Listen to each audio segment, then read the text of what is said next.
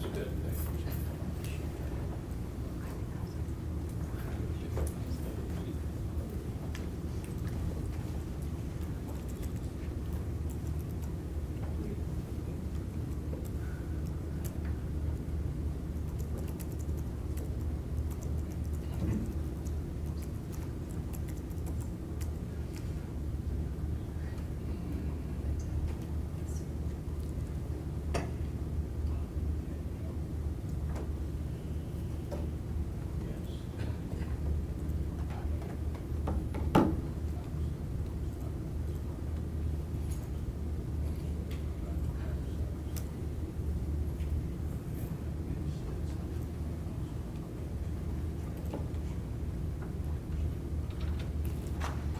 All rise.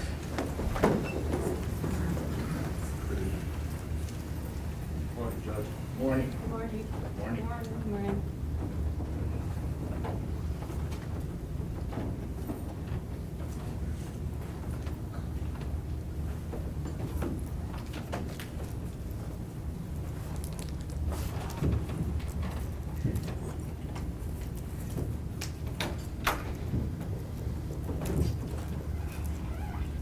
You may be seated.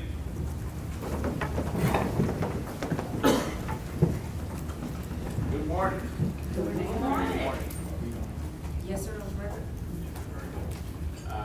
Welcome back.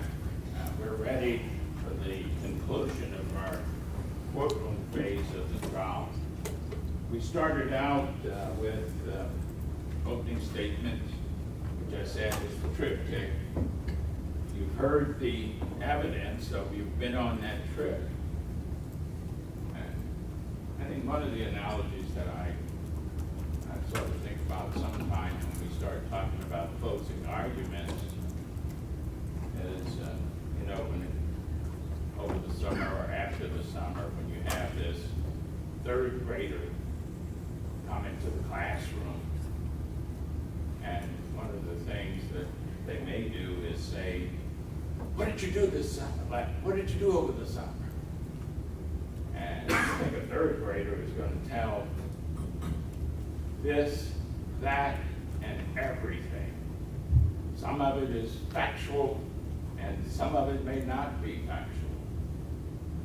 But the other thing is I spent a lot of time in the Army, and you get orders to go do something, and come back, you have to complete an after-action report.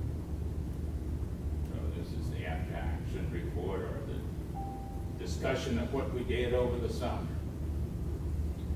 One of the things about that is that you've been on the trip, you've heard the evidence. So if the attorneys in their closing arguments tell you something that you do not recollect from the evidence,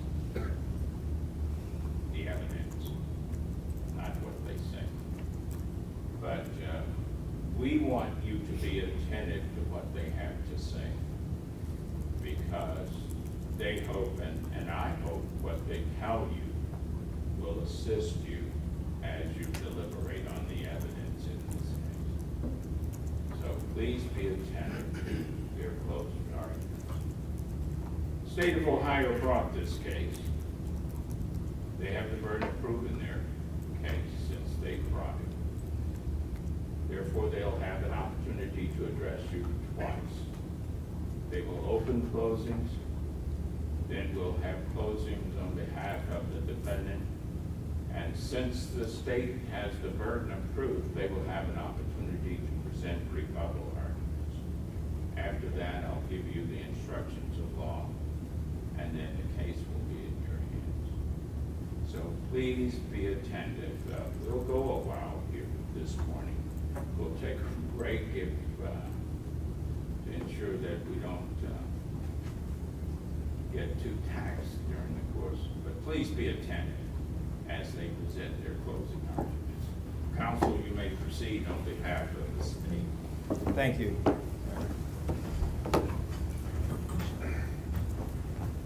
Good morning. Morning. Morning. Ladies and gentlemen, when we started this case, we indicated to you, the judge indicated to you, and I'll say it again, the state has the burden of proof in this case. We have to prove every element of each charge beyond a reasonable doubt.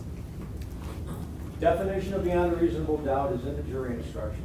Every element of the charges is in the jury instructions. Everything you need to know about the deliberative process is in the jury instructions. I submit to you, ladies and gentlemen, that's your Bible. That's what you go by, and that's the only thing that you go by.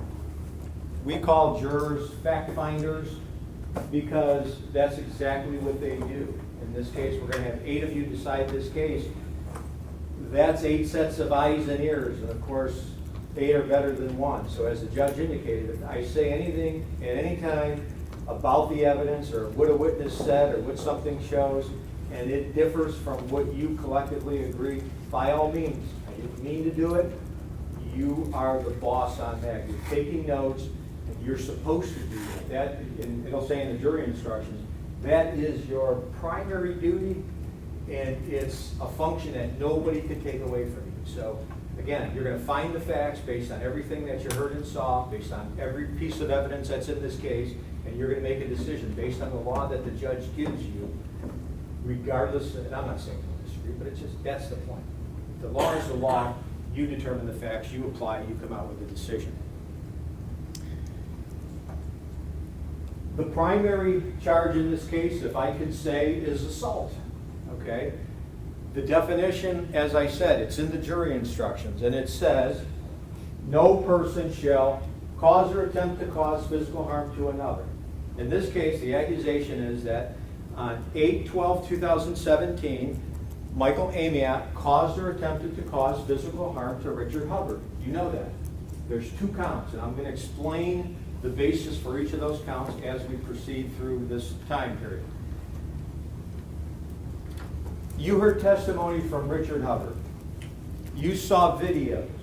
I submit to you, ladies and gentlemen, that based on that testimony, based on those videos, there's no question that Michael Amiott applied some force to Richard Hubbard and it caused him injury. I mean, that takes me, after the initial colloquy, 1 minute to explain that. And I submit to you, there's 0 question about that. He said he did it. He imparted the force, the blows, the punches, and we're going to go through the 4 different areas that occurred. But there's no question that at least one time he did that. There's no question it's him. Hubbard pointed to him from the witness stand and said, yeah, that's him. The judge said, let the record reflect that the victim, or that Hubbard has identified the defendant. And then he said, oh, you know, those punches hurt. And then we have a picture here that was taken at the jail. He said that morning, and the picture is dated 8/12/17 at 11:18 a.m. You're going to learn that these events happened 8/12/17 at about 10, whatever it says on there, 10:20 a.m. You'll see, okay? So within an hour, this is what his face looks like, okay? So from that perspective, assault has been proven beyond any doubt, basically.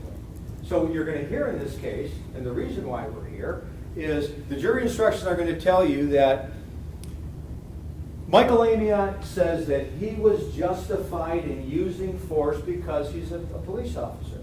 Nobody disagrees with that. Nobody disagrees with that proposition. Again, it's in the jury instructions.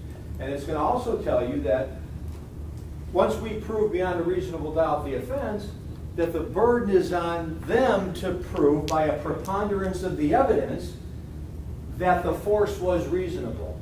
Now, of course, you probably knew that, but I want to make sure that it's crystal clear, because that puts into context everything you heard from the witness stand, from these use of force people, these experts, everybody else about reasonableness. How many times have you heard that word? Reasonableness, objective reasonableness. You're going to see it again in the jury instruction, and it's going to define, here's what we mean by objective reasonable force by a police officer. So that's going to be your job. Okay, let's move on to some evidence.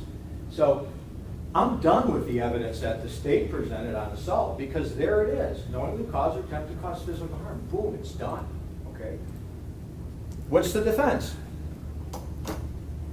It's reasonable, objectively reasonable, right? Let's talk about some of the witnesses you heard that talk about this concept of use of force. You heard from Eric Pearson, right? Remember the Cleveland Heights officer, right? And he played that 10-minute video of guys wrestling around and stuff. He said, I trained Amiott. You heard from Doyle, and I'm sorry, Kirsten might have been a sergeant. I'm just going to call everybody officers, okay? No disrespect. I don't remember sergeant, corporal, lieutenant, and I know I'll get it wrong. So we got these law enforcement guys that testified. Pearson, we got Doyle testified from Euclid Police Department. He says, yeah, I trained Amiott on the policies and practices of use of force in the state of Ohio by law enforcement officers. You had Williams testify, right? Williams was from Euclid PD, and I think he testified about taser. He testified about taser stuff, right? That's 3 people. You had Jamie Rumpf testify yesterday. Remember the Zoom testimony? And he testified about how he trained Amiott some time ago on use of force principles. That's 4 people. Then you had Kevin Davis testify. Remember the paid expert. Now he's the expert. He's the paid expert. He came in here and he testified. What did all these 5 people tell you about, basically? They told you about, here's what the training regimen is for police officers that's approved in the state of Ohio. And yes, I trained, and some of those, I think 3 of those people said that they trained Michael Amiott in those techniques. And just to cut to the chase, ladies and gentlemen, here's what I'm going to say. I'm going to say that for purposes of my case and this argument, let's assume that all 5 or all 4 or however many people say I trained Michael Amiott on use of force techniques and in the state of Ohio that are recognized. Let's assume that's 100% true. 100%. He got all the right training. Let's assume that's true. So we have a trainer, we have an instructor, right?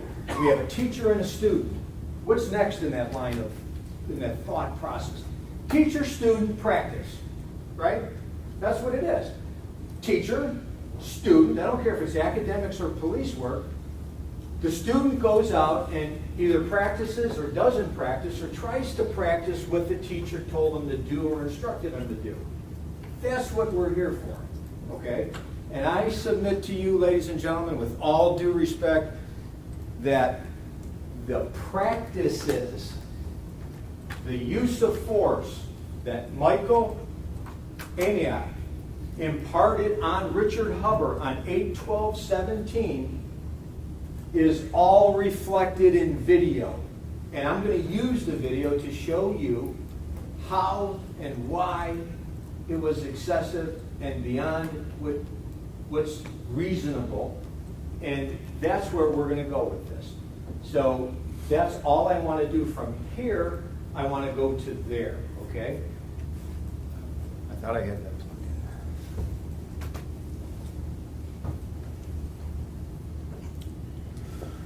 in. So, ladies and gentlemen, we know that this series of events on 8/12/17 started with a radio transmission about, look at that silver Hyundai, it looks fun, right? You know that. You know that in response to that, Gilmer said, I copy, turns around on Euclid on Lakeshore Boulevard. You know that Michael Amiott responded, said, yeah, I got eyes on it. And then Michael Amiott got behind the vehicle that was ultimately driven by Richard Hubbard. You know that that vehicle was ultimately stopped in front of the Dollar Bank on 228th Street, right south of Lakeshore Boulevard after it made a right-hand turn. You saw that video probably ad nauseum. You saw that video. So I'm gonna play that video up to that point, and it's not long, but what I want you to do is, I'm gonna move this a little bit. Is that okay? Please.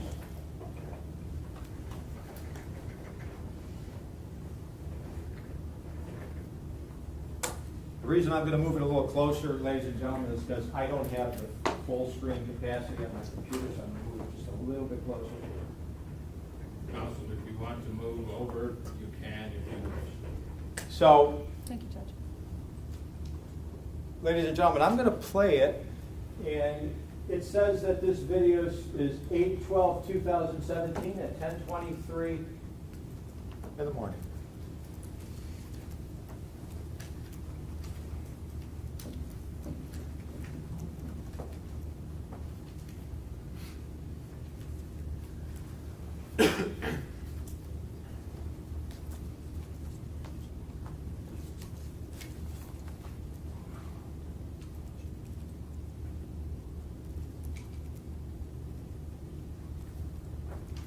Now, ladies and gentlemen, as Michael Amiott is behind this vehicle, following this vehicle, you know that his testimony was that vehicle didn't come to a complete stop at that red light before turning right. I asked him, I said, are you sure it didn't come to a complete stop? He said, yeah, I'm sure. I played it again.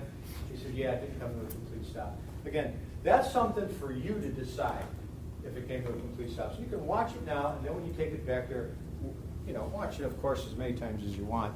But I'm not telling you that's the most critical part of the case or anything. I just want to point that out because I'm going to play this and then I'm going to stop it in a minute, okay?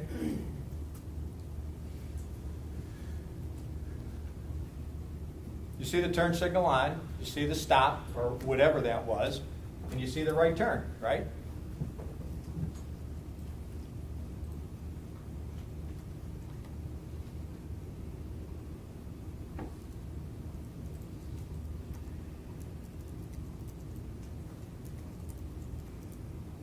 I'm going to turn the audio on.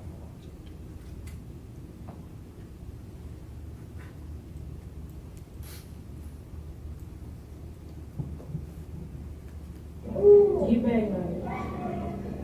Sorry about that.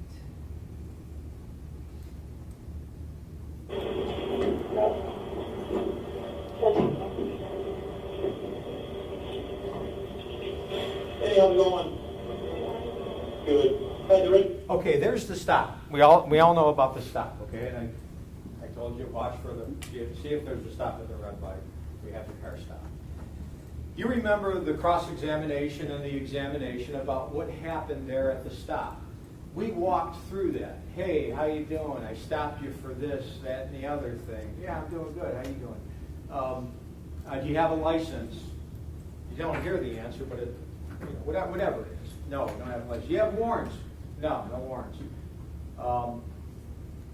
Everything, when I asked Michael Amiott and I walked him through everything, I said, isn't it true that at every point up until the time he asked Hubbard to exit the vehicle, he complied with everything? And even the stop was appropriate. We talked about how sometimes people don't stop right away. We know now that he was going to the dollar bank right here, but he stopped. You hear the tone of his voice. The only thing is that he somewhat disagreed on, well, he didn't immediately hand me the car keys. And what happened when he didn't immediately hand him the car keys? Because he was saying, why was I stopped? Why was I stopped? And if you think about it from his perspective, all he knows is, you heard his testimony, he said, I looked at this officer, I'm driving down the road, he gives me a dirty look, that's the only way he portrayed it, and so he knew something was happening, right? So he's just questioning that. But aside from that, ladies and gentlemen, I think you'll agree, everything is compliant. All of his conduct is compliant. And then, ultimately, he hands Michael Amiott ID. When he asked for his ID, remember the first thing he said, do you have a license? You can't hear the response. Apparently it was no. I think that's what Amiott says. But then, do you have a warrant? No. Why was I stopped? Give me the keys. He gives him the keys. He puts them on the car. Do you have a warrant? No, I don't have any warrants. Then why are you so upset? Because, you guys looked at me and then you stopped me for nothing. So he doesn't sound super upset, but in response to the question of why you're upset, that's what he says, okay? So then, how about your ID? And remember what Hubbard said, I wasn't about to reach at all until he said, how about your ID? I reach, I got my ID, he gives it to Amiott. You could see Amiott take it in his right hand. He ultimately has it here, he puts it on the hood, he says, get out of the car. So I'm going to fast forward to I'm going to play it till where he gets out of the car and we're going to hear the dialogue. Your owner shows a suspended license, and then make sure you stop behind the stop bars if you're driving. You gotta have a seatbelt on too. Gotcha. You have your license on you? Gotcha. Is it a car in your name or what? Is it her name? Okay, you got a warrant? Okay, can you cut it off just while we're talking? Let me send me the keys. And me the car keys. That's it? There's the keys on the left. And the white stop bar. The stop bar. Around. Right here. You don't have your ID on you? You get a warrant? Why are you so upset? Yeah, so I'm part of it, called your car off. Yeah. Not him. He didn't call you, the other guy did. What's your name? What's your name? My name is Richard Hubbard. What's your last name, Richard? How do you spell it?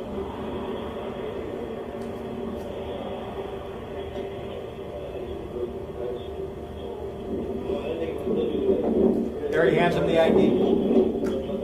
Yes, sir. All right, step up.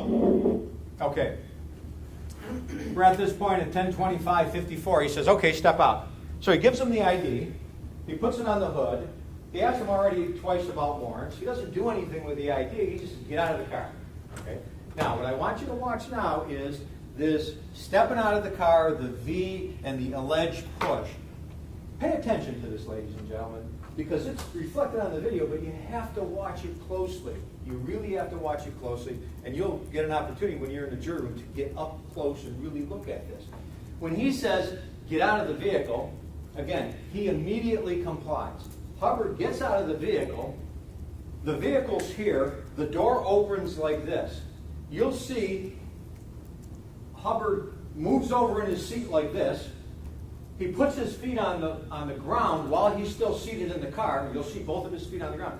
Then he stands up, and the first rapid fire face away from me occurs before that, and the second rapid fire face away from me occurs as soon as he stands up. And here's what you've got to look at. You have to look at the distance. Amiott is right up in his face. There's not even room to turn around. But here's what's even more important. The V is right here, right? Here's the door. He steps out. He's standing like this. You see this left foot move. Now, ladies and gentlemen, how does someone turn around? If I told you you're standing there, turn around, there's one of two ways you could do it, right? You could pivot on the left foot by moving the right foot, or you could pivot on the right foot by moving the left foot. There's no other way to do it. So you're going to see him pivoting on this right foot. He starts to move the left foot, and immediately he moves it a fraction of a part of that arc, and immediately hands on and taking him to the ground. There's no pushing, there's no shoving, there's no non-compliance. There's just flat out aggression with a person who is attempting to comply. That's all you're going to see on there. And the other point you should notice, ladies and gentlemen, is that when that door's like this, and they're talking about that V, right? Think about it. He could turn either into the V, which he was doing, or he could turn this way, which would be outside of the V. You know what would probably happen if he turned outside of the V? They say, oh, he's going to run. But he didn't even turn that way. He turned towards the V of the door. So he's trying, in other words, the evidence shows, ladies and gentlemen, he's trying to comply by turning into the V, and he just gets grabbed, and now it's let's take you down. And ladies and gentlemen, from right then and there, that's an illegal search and seizure. That is the start of a violation of his civil rights. That is totally 100% unreasonable. He did everything in his power to comply, stood up, tried to turn, boom, he's taken to the ground. I want you to watch that part of it. I'm going to stop it again.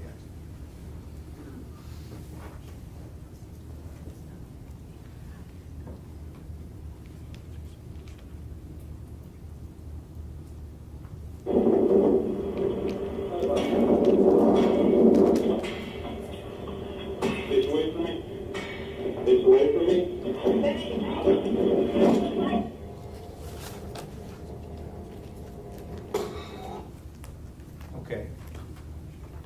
So now you hear the pop, which you know from all the testimony is the laser being deployed on. So, ladies and gentlemen, just think about this, because the law tells you use your common sense. Think about this.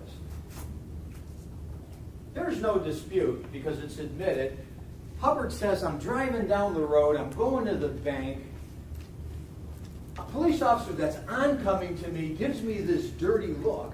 Now all of a sudden there's a cop car behind me. I got my turn signal on. I stop, I turn, he stops me. I'm trying to ask him, what's up?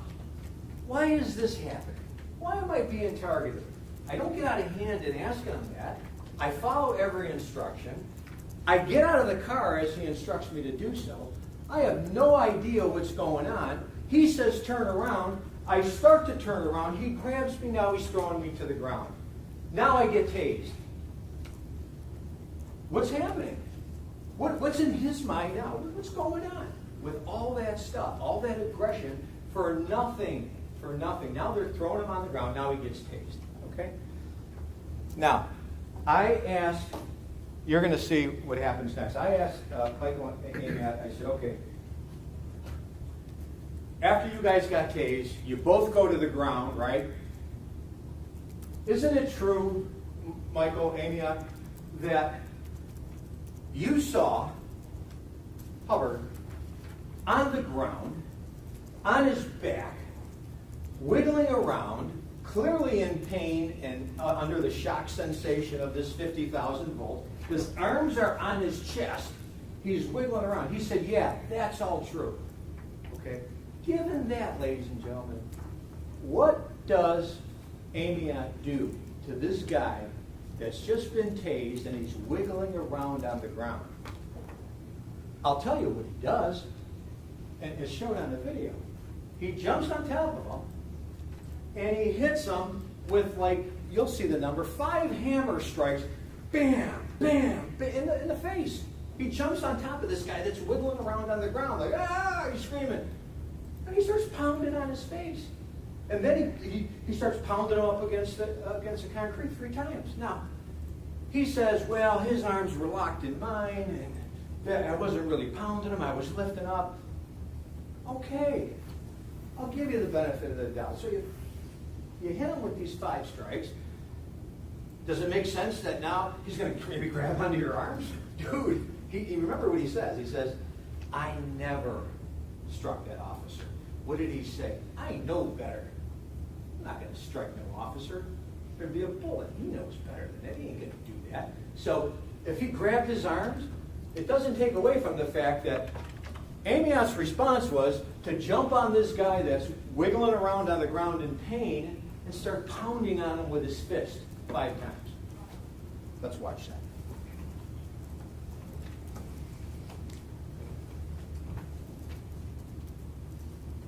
And excuse me, it was his right hand, in case I didn't say that. There he's wiggling, he's wiggling, he's wiggling. Here comes...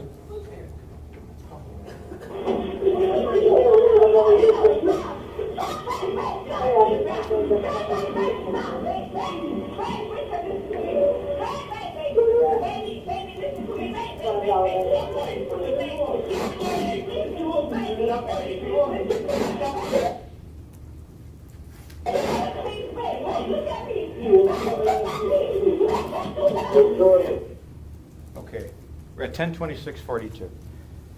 Ladies and gentlemen, I contend to you that that was the first series of assaultive, unreasonable blows.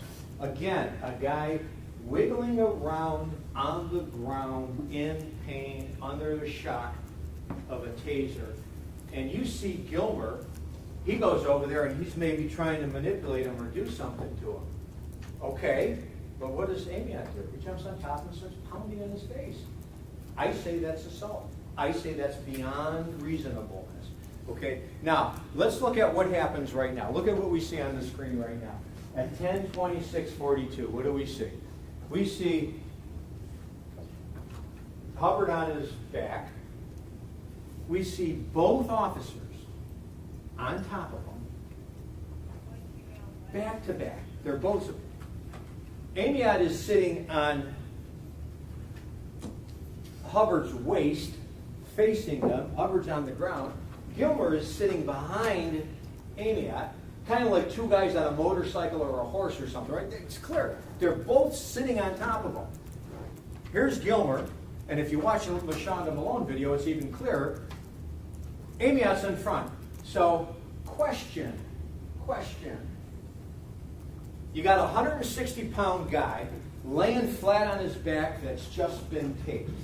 You have two police officers sitting with all their weight on top of him. One of them weighs 203 pounds. He admits he's got all this gear on. He's got two guns. He's got two knives. He's got all kind of bullets. He's got everything. He's got another 10 or 15 pounds. Then you got another officer, a full-grown man, sitting behind him, both on top of this 160-pound guy. Is that stabilization or what? Remember when Kevin Davis told you about stabilization, destabilization, or no, I'm sorry, I used the wrong word. Escalation, de-escalation. Remember he said it's a constantly flowing, changing dynamic. It's escalation and de-escalation, right? And while I'm thinking about it, I'm going to come back to this right away. But remember what Kevin, what the paid expert Davis said after the 4 people testified about use of force. Think about this. Remember the chart, Exhibit 10, that the defense was showing all these witnesses? What does this say? What does this say? What does this say about the use of force in the so-called force continuum, the use of force continuum? Remember when I asked expert Davis, I said, what about the use of force continuum?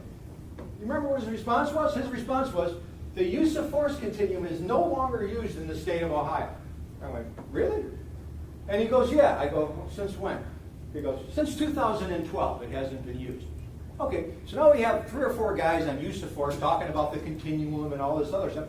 We got the paid expert up there saying, Ohio doesn't use it. We haven't used that since 2012. I don't know what that means. You could figure out what that means. So let's go back to this. But he did say escalation, de-escalation, right? So how does escalation, de-escalation principle apply? Well, you got 2 full-grown men, all fully armed, sitting on top of this guy who's on his back, on the street, on the asphalt, totally under control.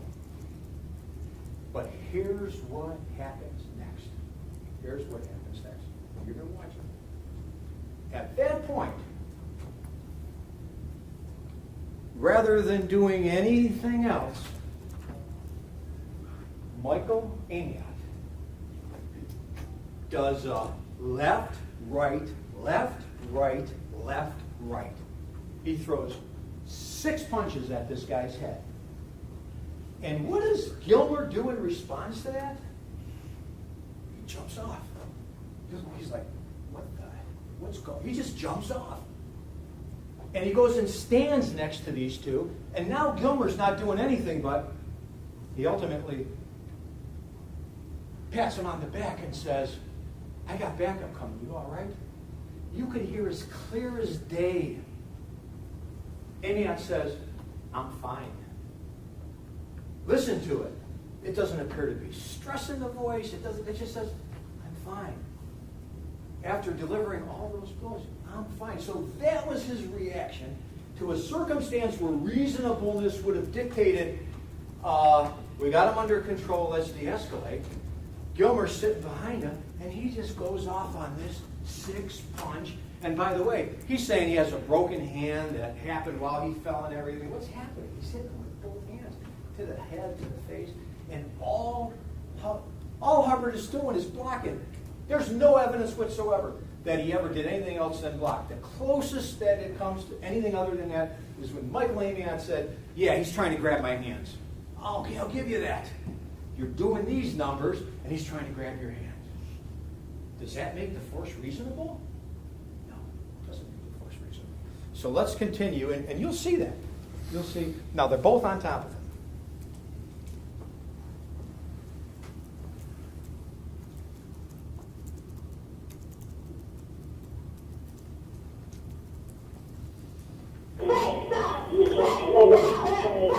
1, 2, 3, 4, 5, 6. See Gilmore, how he just jumped off and he went over to the side. He's really not doing anything. What does he need to do? Hubbard's getting beat up.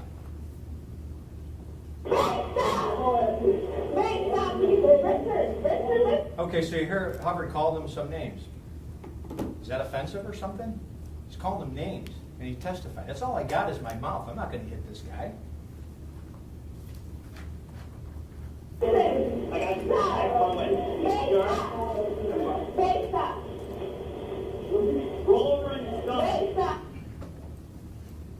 Okay, I'm going to stop this video. Remember this at 10:27. I'm going to stop this at exactly 10:27.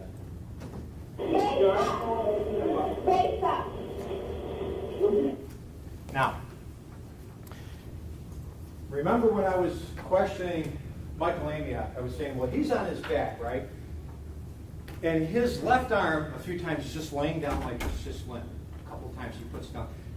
I said, you heard Hubbard testify that his right arm was like this across his chest, and he was kind of saying, oh, I'm choking, I can't breathe, you know, it's hard to move, all that stuff. I said, you heard him say that. Is that true? He said, no, that's not true. That's not true. He was reaching. He was reaching. Well, he wasn't reaching with this hand, because we can see this hand, and you'll see it flops down a couple of times. Especially, think about this. As soon as the police start mentioning a gun, oh, he might be reaching for a gun. Hubbard says, I ain't reaching for no gun, and he lays his hand flat. That's the only hand he could lay flat, because that's the only one that's free. But look at this. At 10:27, you see this right here? What is that?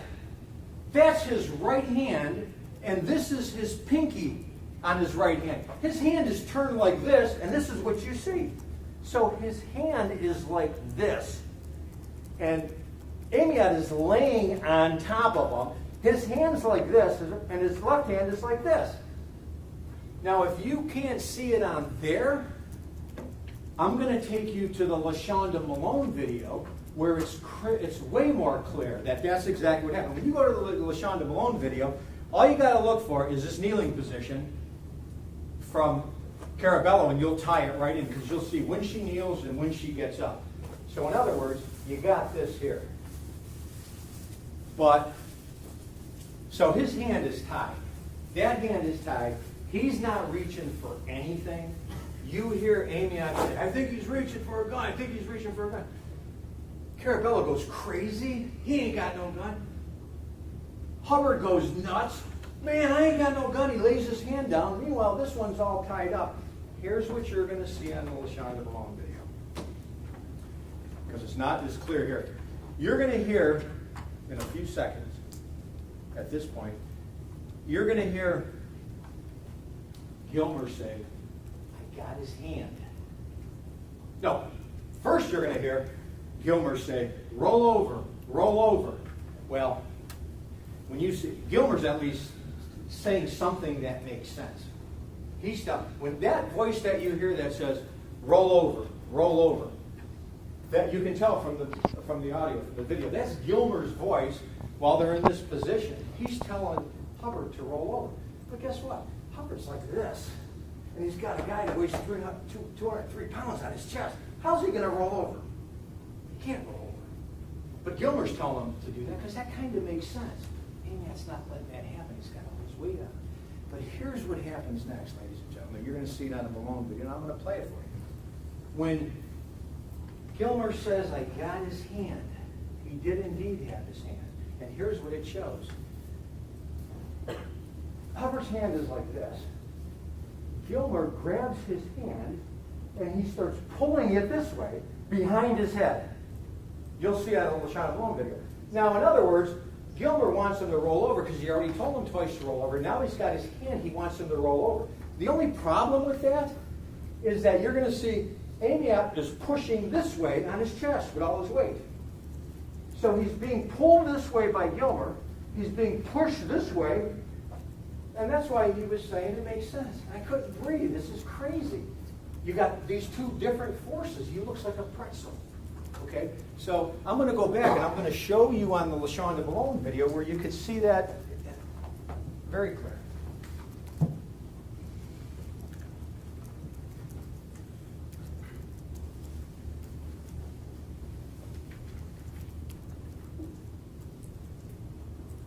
And Gilmer says, by the way, I got his hand, let's roll him. And that's when Amiott says, he's reaching down, he's reaching down. He ain't reaching down because this hand's like this, and this hand's like this. There you know reaching down.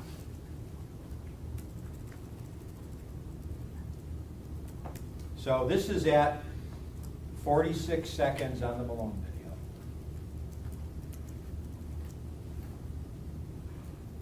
Okay, I'm at 45 seconds there. Do you see the position of Caraballo there? She's kneeling down, right? You see, do you see Gilmer has his, do you see Hubbard's left arm going down the lay flat? And as I play it, you're going to see his right arm is across his chest. Gilmer has it gripped behind Hubbard's head, and he's pulling on it. Watch. He's pulling on it. So he's twisting him this way, and he's being pushed this way by Amiott.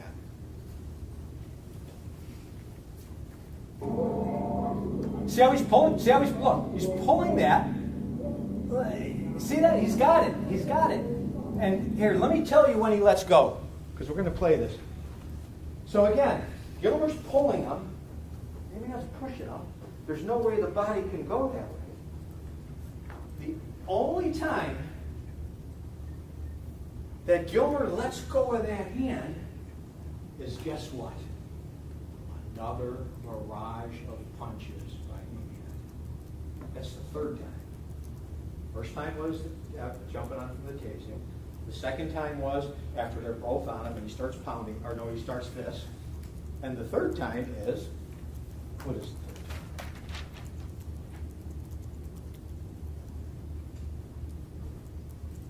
He throws 5 roundhouses at him with his right hand. He goes like this. 5 times. And then he strikes him 3 times like this. And that's the only time that Gilmer releases his hand. Because again, what's he going to do? Hang on to his hand now?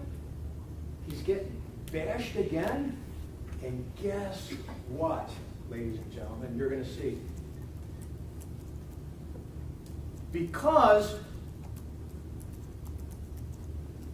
Michael Amiott sat up now and starts throwing punches, Hubbard rolls over. Partially because he could, and partially because, man, that's a nice way to escape those punches to the face. You'll see it happen. That's what happens. I'm going to show it to you in both videos. Since I have this one up, you'll see what happens. Amiott starts punching. Gilmer lets go of the hand. Hubbard rolls over because he has an opportunity to do it.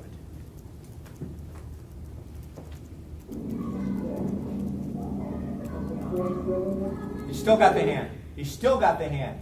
Gilmer has his left hand on the wrist, on the right hand wrist of Hubbard, and it's twisted around Hubbard's head, and he's pulling him. See it right there? Clear as day. Okay. Okay. 1, 2, 3, 4, 5 with the right hand roundhouse. And he's trying to roll over. Look, then a club with the left. Okay? And then the car gets in the way. But then when the car's out of the way, he's rolled over. Yeah, because he rolled over in order to escape that savage flurry of punches, 5 and 3, as his partner's trying to twist him into a pretzel and turn him over. Okay? And let's look at that same thing on the Amiott dash cam. Now again, you see that hand sticking out. That's his right hand. That's the back palm of his right hand. Roll over and stop. Wait, stop. Please, let them do what they do. Wait, stop, please. I got no fucking gun on me. There. Wait, stop. He's not fucking going to wait, stop. Just wait. Then that's when Hubbard says, I ain't got no gun on me, but now start recording. Start recording. See, I guess he has a feeling something's going to happen. They're saying he's reaching for a gun. I got no gun. Puts his hand down. This hand's twisted. Go get a recorder. Record. Hey, stop. You can. And here comes the flurry, watch. Reaching down. Did you hear that? He's reaching down for something. That was Amiott saying that. What's he reaching down with? This hand right here is laying flat on the ground. This hand is being held by Gilmer, like this, behind his head. How is he reaching for anything? He's not. It's a lie. It's made up after the fact. He made it up while I was going on. Here it comes.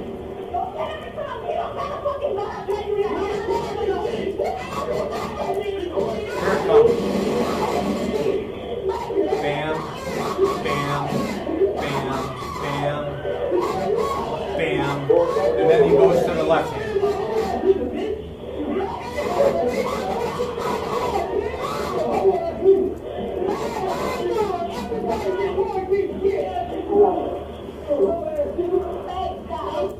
Okay, so he finally gets relief because he's finally able to roll over. And what does he do? He starts calling them names. Really? That's a big deal. Swearing at him and calling them names after what he's just been through? They want to make it like that means something?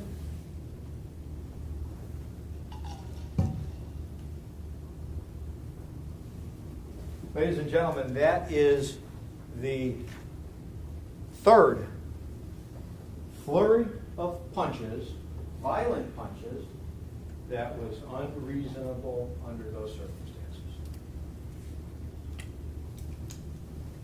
And now, what happens in just the next few seconds is Pavko comes to the scene, and you got to remember, Pavko, he just got there. He didn't see anything up until the time he got there. So when he gets there, what does he see? Well, he sees this now. He sees Hubbard on his stomach. He sees two officers on top of him. It looks like he's under control. Pavkov tries to help by holding his head. So now you've got three officers, three grown men, fully armed. You got a guy laying on his stomach. You're going to see that they get a cuff on his right hand, right wrist. You get a cuff on him. And then you're going to see, and you get the best angle. You can see it from here, but you get the best angle from the LaShonda Malone video. Amiott puts the cuff on him, pulls him out, goes like this. Bam, he gets a cuff on that right. And he's got two guys here getting to left. Rather than just wait, he goes like this. He's gonna punch him with his right hand, and then he changes and he goes bam. No, I'm sorry, he doesn't do overhand. He goes bam like this, roundhouse, and he hits him like this with a closed fist on the side of his head. Clear as day, LaShonda Malone video. They have him under control. Punches him in the head with a closed fist. That's the third time he's got a cuff on him. You'll see it here.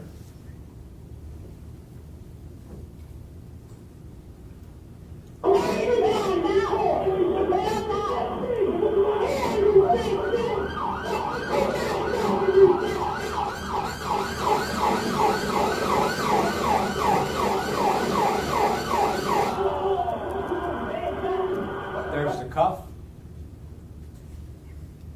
There's Pavko. There's the cuff. Watch him lift up his right. He's going to punch him. Nope. He decides to punch him with the other.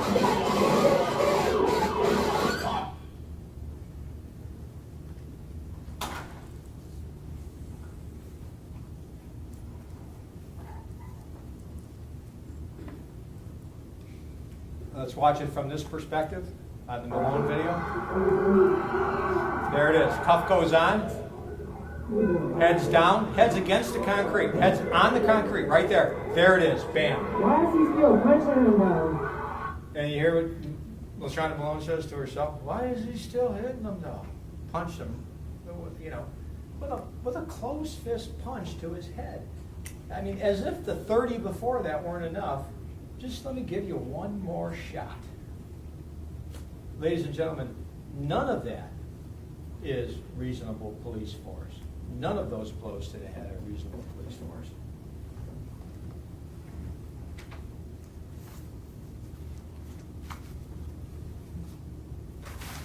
And ladies and gentlemen, as I indicated, the violation of civil rights happens when pulls them over. That's fine. I can agree, I can disagree with the rolling stop, all that stuff. I can agree, disagree with the aggressiveness and give me the key, get out of the car, get out of the car. I could agree with policy, anything like that. But the bottom line is you complied with everything. The only wrinkle being, why did this happen? I get a dirty look and now all this stuff's happening. What's going on? No opportunity to say, I'm going to the bank, getting it. You know, I mean, you heard it say, oh, this is all about the Holy Trinity. It's money and guns and drugs and all. You know, seriously, folks, come on. What did they find? Money? He's got money in his pocket from his job where he works as a welder. Okay, big deal. He cashes his check at Giant Eagle, right? Guns, you know, guns anywhere, despite the fact that, you know, he's got a reason for something. No drugs. Here's the drugs, ladies and gentlemen. That's what the drugs are. You'll see this. That's what the drugs are. Some little specks of something in the company that they claim they tested, right? Yet they destroyed it. Yet they don't charge anybody. Yet we're told to believe it's a really strong odor of raw marijuana coming from the vehicle. Really? Come on. Here goes your Holy Trinity stuff right there. So it's just, I hate to say it, but it's just it stinks. And that's a violation of the civil rights. And it's assault. And it's assault. And you should find him guilty as charged, based not on anything except the evidence. The evidence is there. Thank you. Thank you, counsel. Are we okay? Be about another hour or so before we pause. Is that okay? You may proceed, counsel. Thanks, Judge. I'm just going to move things around a little bit, if that's okay. You may proceed. No problem.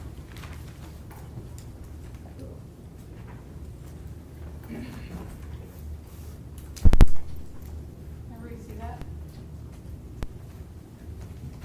Yes. You can place bets on how long till I trip my own boards. This style.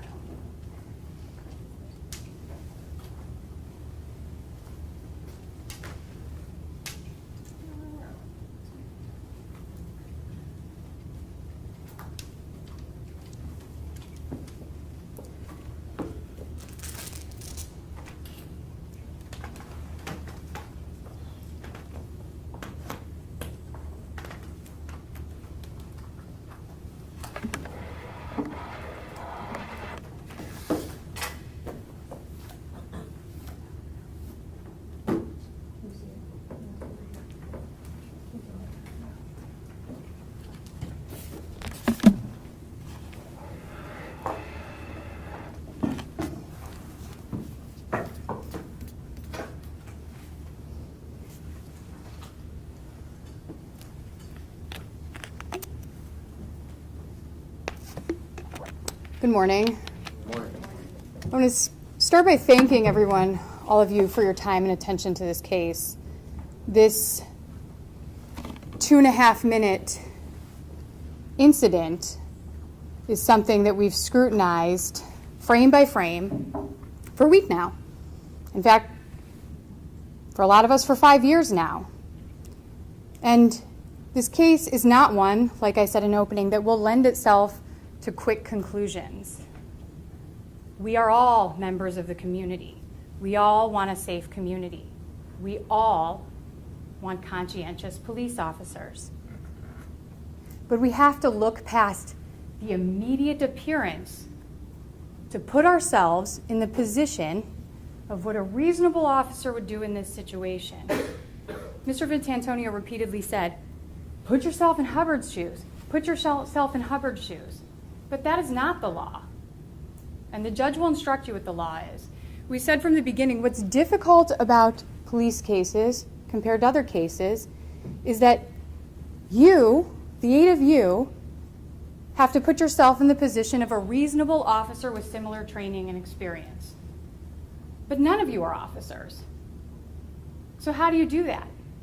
How do you put yourself in the position of an officer facing these facts and circumstances, these rapidly changing environments, these constantly changing known risks and unknown risks? You've got your experiences that you have to weigh. You've got your safety, the public safety. You've got to meet the expectation. You've got of your supervisors. You've got to effectuate an arrest. And what one thing we consistently heard is there's no point in this situation where Officer Amiott is allowed to get up and leave. Get up and get back in his cruiser. He is required to effectuate the arrest.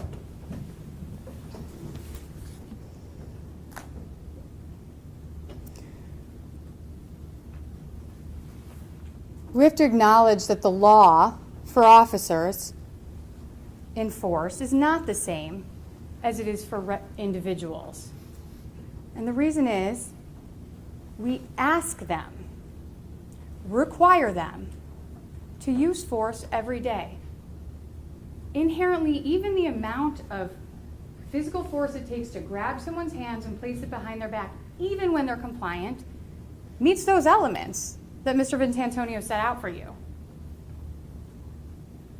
And so we apply a different standard, and that is whether, given the facts and circumstances in this brief 2.5 minutes that were known to the officer at that time, whether a reasonable officer with the same training and experience would have done the same.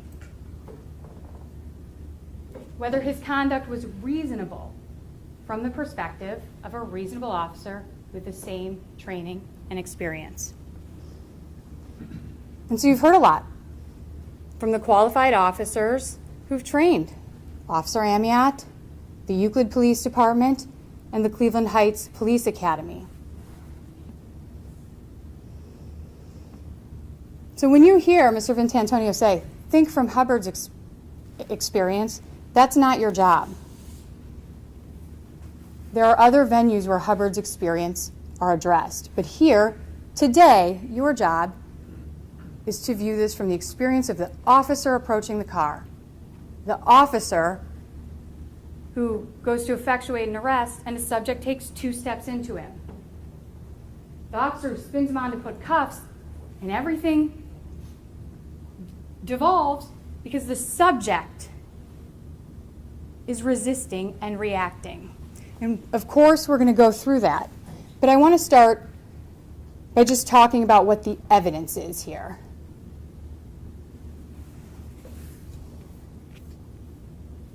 Now, we have 3 types of witnesses. I'm going to move over to the board. We have 3 types of witnesses in this case. We have on-scene fact witnesses. Wow, this is tall. And we have law enforcement professionals. And so on one side, I'm going to make this space bigger.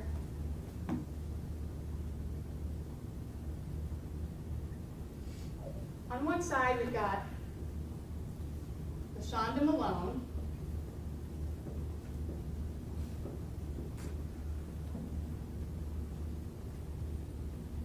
Richard Hubbard,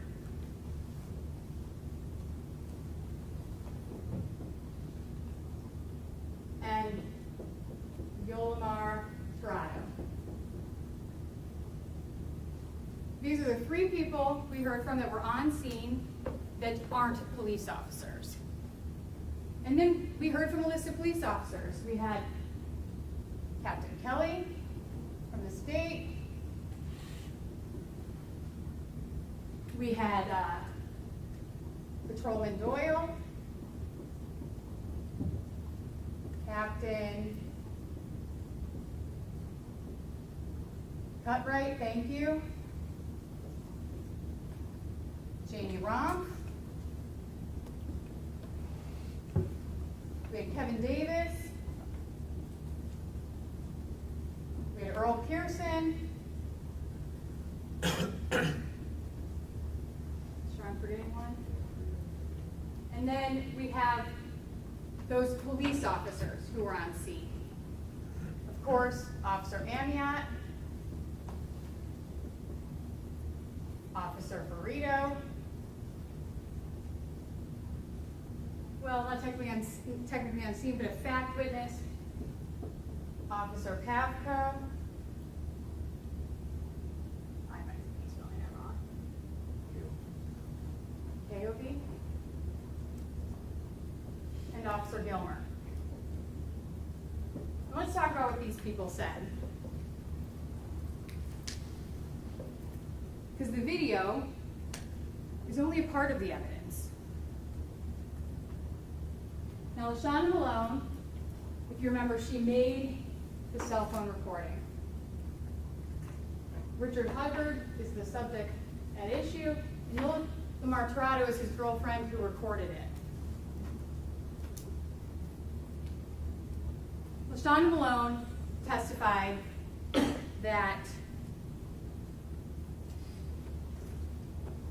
she believed this was going to be an incident because Officer Amiott walked so aggressively up to Hubbard's car, and because he ran up on the curb when he came around the corner. But you've got the video. We know that's not true.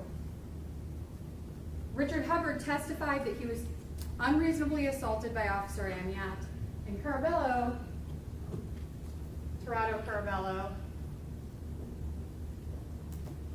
testified that Mr. Hubbard never resisted. And then we have fact witnesses on scene. Gilmer said he saw Hubbard actively resisting, and he also used force. Officer Amiott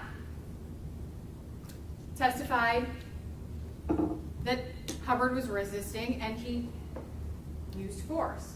His testimony was consistent with Gilmer, the state's witness. Pavkov testified that he saw Hubbard resisting and he used force. Again, consistent with state's witness Gilmer and also consistent with Officer Amiott. And then finally, we have law enforcement professionals who testified partially to understand the police practices and policies which govern decision-making for reasonable officers. And some of them, because they reviewed the use of force or are experts in the use of force. Now, Cleveland Police Academy, the state first called school security officer Kevin Kelly, who used to be a captain for Euclid Police. He testified that he verbally shared an unwritten policy at a shift change on maybe a Wednesday or Thursday in August 2017, but the policy, which wasn't written down, was only in effect approximately till the day of this incident, and his policy was not approved by OPATA, not approved by anyone, and not documented. He decided to bring anything with him to explain that policy. Then we brought Cleveland Heights Police Academy ground tactics trainer, Earl Pearson. And we showed you one of his training videos, and he walked you through step by step how police officers are trained. And that training was supported with one of his training sessions. And that training, as he testified, was certified by the Cleveland Heights Police Academy, by OPATA, the state agency responsible for governing police training and police policy. And then Captain Cutright testified that he's governed by Euclid's use of force policy, and that he reviewed this use of force in light of that policy, and that he signed off on it. And what supported his testimony? Did we have any documentation to support that? Yeah, he had his, we both testified to the use of force policy and his approval of the response to resistance assessment of this incident. Patrolman Paul Doyle, the departmental defensive tactics trainer, brought with him his curriculum, OPATA certified, again, the agency that sets police policy and police training practices. And he testified to how these officers are trained, how they should handle situations that go to the ground, how they should handle defense tactics, And that should aid you when you have to put yourself in the position of a reasonable officer in these facts and circumstances. Finally, well, we've got a couple more. Officer Dave Williams testified about the departmental taser policy and the departmental training on taser. And he had taken special classes to put himself in the position of a taser instructor, and he handled the taser training of Officer Amiott. And then we heard from Ohio and federal law enforcement trainer Jamie Rumpf, who walked us through the manuals for car stops, car approaches. And he had those OPATA certified manuals, and he had with him the training visuals that are used in the course of his class. And last but not least is expert Kevin Davis. Now, an expert notation is a unique qualification in a courtroom. And you heard that the court qualified Mr. Davis as an expert with no objection from the state. And you heard Mr. Davis's extensive national renown for use of force, evaluations, and use of force analysis. And he walked you through all of the important considerations in looking at use of force. Now, it's your job to weigh the evidence, but they give me some time to stand up here and tell you what I think is important to consider as you go back to deliberate. And so what I say is not the law. You're not required to give any weight to the things that I think are important or the things he thinks are important. That's an analysis each of you will do on your own and then do collectively. But I just want to take some time to point out some things that I believe are important. And when we weigh this evidence, when we look at these things, you're going to be instructed you have to look at the credibility of this testimony. Now, out of all of these law enforcement witnesses, only one had no specialized training or experience and had no policy that he could show was accepted or adapted by anyone but him. That's the only violation the state tried to put in front of you, is that maybe at some Wednesday or Thursday in August, Mr. Kelly told them, is it Captain? Captain Kelly told them he doesn't want them to write stop bar violations. But you'll also see, when you go back, that just a few weeks before, officers were getting commendations for such things.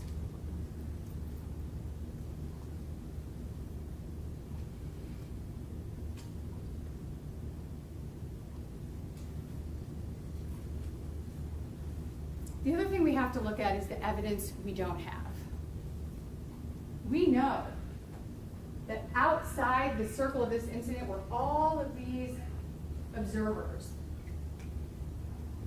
They can be seen in the video. Some of them are taking videos. But none of us have the benefit of knowing any of that because they weren't brought in. You didn't get to hear what they had to say. You didn't get to hear an expert from the state. Objection, Your Honor. Ladies and gentlemen, this is closing arguments. You may proceed, counsel. The objection's appropriate. We're going to move on. You may proceed. Thank you, Judge.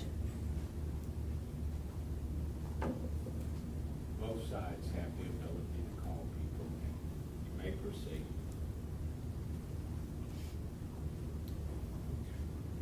That is correct. But you heard from one expert. And what did we hear?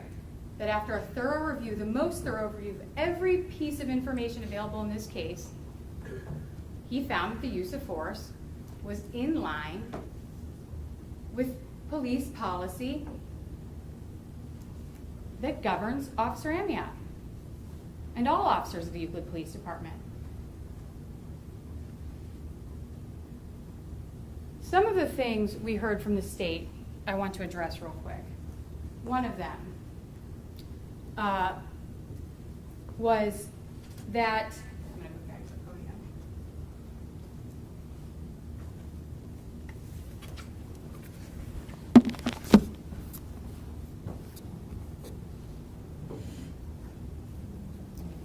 Mr. Vitantonio says a civil rights violation happens at the car. Ladies and gentlemen of the jury, you'll have to follow the law and the instructions from the judge. And what you'll see is that the charges filed are 1, a charge of assault for a use of force prior to being placed in handcuffs. 2, charge of assault for use of force after being placed in handcuffs. And 3, a civil rights violation for a use of force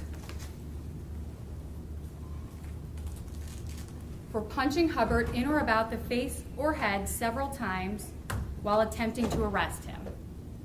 You will not be deliberating on the propriety of the car stop. And so what I want to point out is a number of red herrings that we spent a lot of time on, some distraction information that's not really relevant to the considerations of this case. Some of those are the car stop. You'll be able to see the car doesn't stop. He's watched the video a million times. We've watched the video a million times. You've now watched it. You'll be able to watch it in deliberations. The car doesn't stop. Ms. Tirado didn't testify that the car stopped. Every single witness testified that you can pull someone over for driving under suspension. It's not an issue in this case. We heard a lot about the citations. Those aren't a part of this case. Officer Amiott didn't write the citations, and he is not the supervisor who approved them. We heard about whether or not you have to tell someone they're under arrest.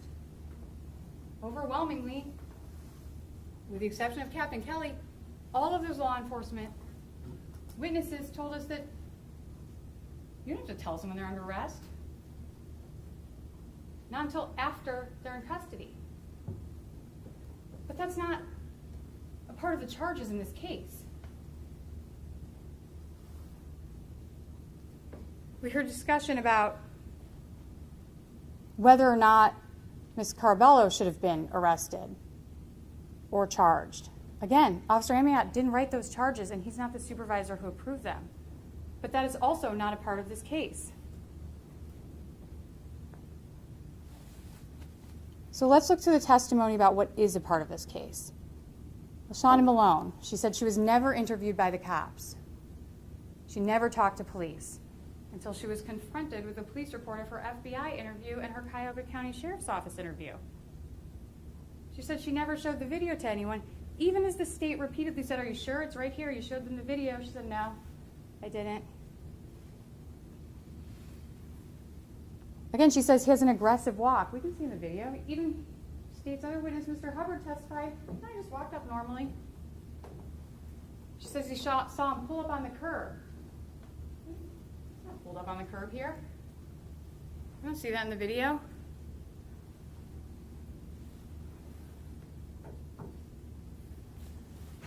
Ms. Tirado Carbello says there's no marijuana in the car. The state impeached their own witness when they introduced evidence that the marijuana held in evidence by the narcotic units was ordered destroyed by the narcotic department in a letter to the Attorney General. We know she's lying about that. We also saw documentation of the test of the substance that was collected from her car, which tested positive for marijuana. She testified Hubbard doesn't resist at all. But you will hear her repeatedly throughout the entire video. "Stop, stop, stop. Richard, listen to me. Richard, listen to me. Richard, listen to me. Stop."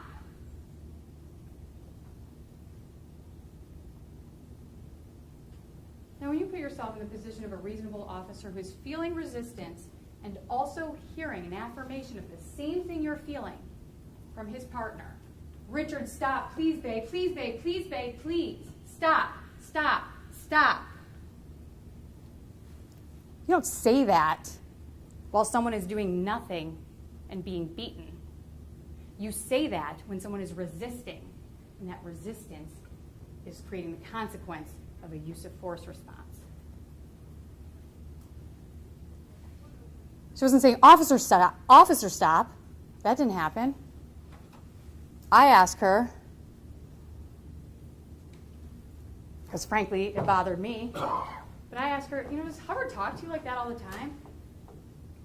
You dumb as fuck, bitch. Get the camera. She said, no, oh my gosh, Richard would never talk to me like that. Or he never talks to me like that. Richard himself testified. I think I wrote it down. Doesn't matter what you say. People fight all the time. We talk like that all the time, as long as you don't put hands on her. So we know that's not true. And then we see her in the video taking a camera video. We know that's possibly the best angle of the whole incident. And she says, yeah, I had it, but I never looked at it. Richard Hubbard testified that it was turned over to their civil attorney. She said she couldn't remember, she didn't know, and she's not sure what happened to it. But to this day, we haven't seen it. Ask yourselves, if it showed a non-compliant, if it showed a super compliant Richard Hubbard, don't you think it would have surfaced? Because that's not what it shows, because that's not what happened. To this day, where is that video? She testified she had it, and yet we don't have it.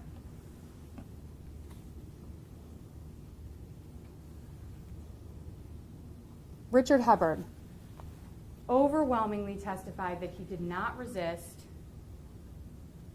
and he was assaulted by Officer Amiott for no reason. But let's look at the totality of the things he says. He also denies marijuana, and there's marijuana in the car. Now look, this case isn't about marijuana, but that lends itself to a credibility question. What's the point of lying about that? It's not just me saying, it's not just us or our side saying there's marijuana in the car, the state conceded. They brought documentation of it. So why?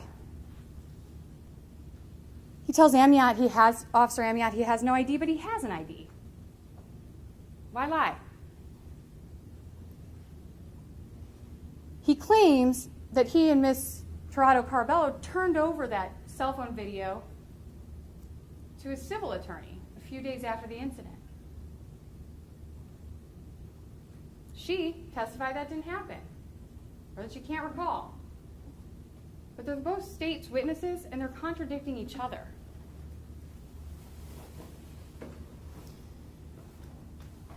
At one point, Hubbard says, I never touched him. The only time I touched him is when I'm holding on to him. Holding on to him when? When your hand's on the back of his neck?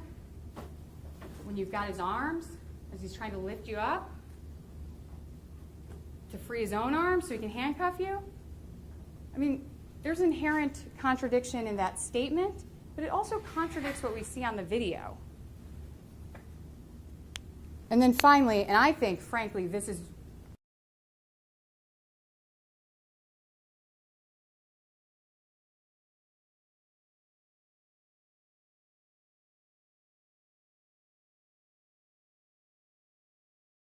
everyone gets upset. Everyone gets upset when they get pulled over. I know I do. I don't have a great driving record. I get pulled over a lot. We can all relate to that, right?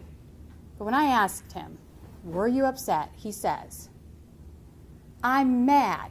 I'm pulled over. I think everyone gets mad when they get pulled over, but I'm not mad enough to kill the officer. Like, isn't that a weird thing to say? I'm not mad enough to kill the officer. That is how you would describe your level of anger about getting pulled over? He doesn't say, I'm not mad enough to resist. I mean, that's what we're talking about. We're talking about resistance. He doesn't say, I'm not mad enough to fight him. Because we know he does those things. He resists. He struggles. He fights. He says, I'm not mad enough to kill the officer. And that gives us the insight we need to a state of mind at that moment. So he is mad enough for everything less than that?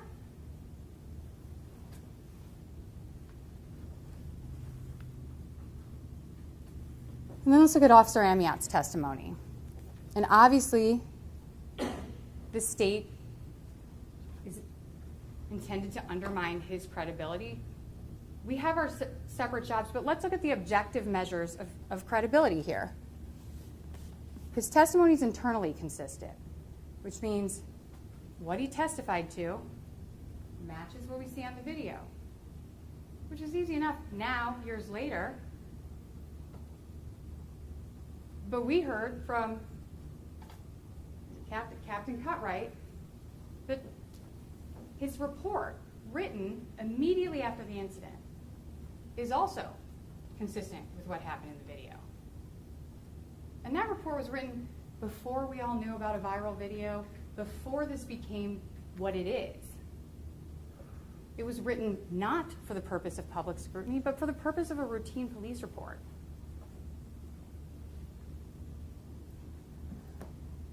And it's not just that his statements are internally consistent, but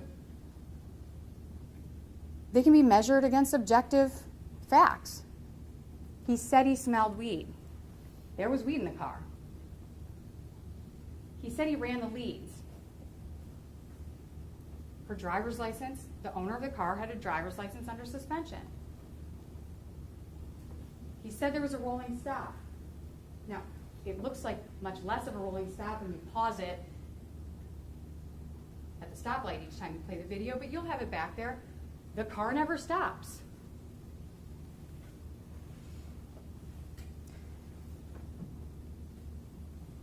He says he gets on scene and he's seeing indicators that heighten his awareness of risk.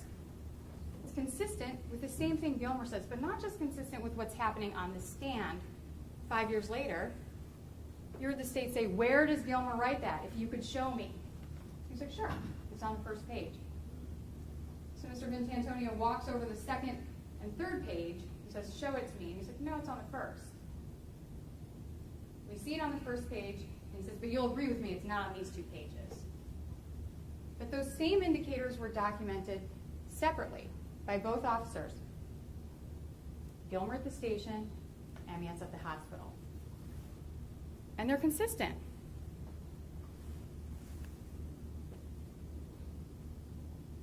There's been a lot of suggestion about racial profiling or racial motivation in this case. Certainly one case cannot address or solve or remedy or investigate racial disparate racial policing. But the only evidence supporting that presumption and suggestion by the state is that Richard Hubbard is black and Officer Amiott is white. Every single officer in the Euclid department, the state has available every single one of their citizen interactions. And did you hear any evidence that Officer Amiott has a history or a pattern of disparate policing? No, you did not. Amiott's not the one who called out the car. And when the car was called out, no one said it's a black male driver. That wasn't a part of this case at all, but for the fact that Richard Hubbard is black and Officer Amiott is white.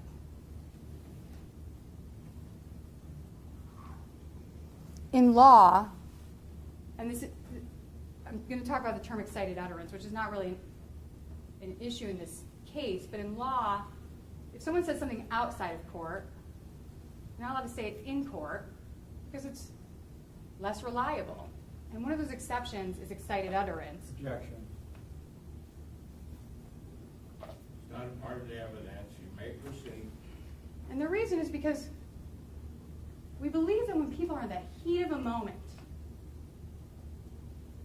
what they say, without the benefit of reflection, or second guessing, or reassessing, what they say in the heat of a moment is inherently more reliable than other kinds of statements. Do you guys ever, so what I want to do is I'm just going to play the audio so you can listen. If what these actors, Amiott, Gilmer, Hubbard, and Tirado say if it's consistent with what they testified on the stand,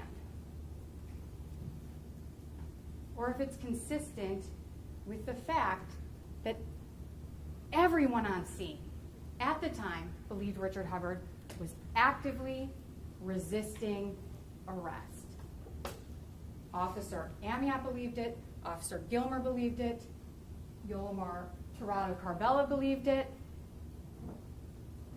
And when you listen, you'll hear Hubbard is not saying, I don't want to fight, I don't want to fight, I want to comply. He's saying, bitch, get my camera, you dumb as fuck. And this is about the same moment he tried to convince you folks who passed out because he couldn't breathe. Now ask yourself, he's not saying, I need help, help me. He's saying, get my camera. He says 6 times to her, record this shit, record this shit, record it, record it, record it. And yet, we've never seen that recording. But ask yourselves, is someone so insistent on getting it caught on camera, do you think their intention is as soon as she gets the camera to shut it down and comply? Of course not. The intention was to continue the resistance so that it could be documented. And when that documentation didn't look as good as hoped, we've never seen it again, or ever. But luckily, we do have visuals and we can see. But for a moment, I want to pause and just listen. Have you, do you guys ever get in the situation where you're driving and it's raining and for some reason you have to turn down the radio to see better? Or is that just me? Sometimes when we exclude one sensory input, we can better focus on others. So I'm not going to play the video, but I'm just going to play the audio. And I'm going to put up what I hear when I listen. I put up, just listed on a slide. Are you able to put that up? And what I hear is not evidence. It's what you hear that matters.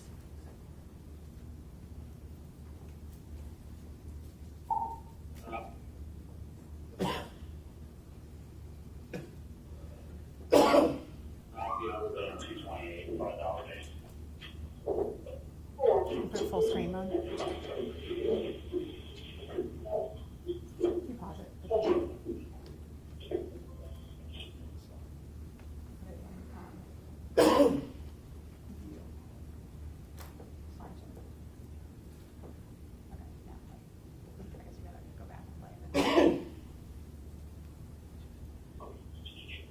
Hey, how's it going? Good. Hey, the registered owner shows you suspend a license, and make sure you stop by and stop bar if you're driving. You gotta have a seatbelt on too. Gotcha. Keep your license on. Now I put them in color to kind of identify the speaker, but again, you can listen for yourselves. Is it a car in your name or what? Is it your name? Okay, you got a warrant? Okay, can you cut it off before we're talking? I'm just gonna get a keys. And be the car keys. That's it. That's it. Yeah, stop running away, stop bar. Stop bar. Right here. You don't have your ID on you? You get a warrant? Well, why are you so upset? Yeah, so I'm parking my car off. Yeah. Not him. You didn't call, you delegated. What's your name? What's your name? What's your last name, Richard? How do you spell it?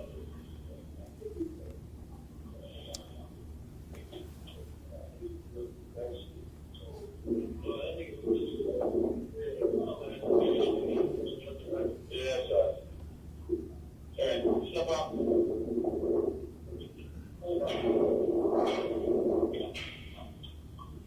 Face away from me. Face away from me.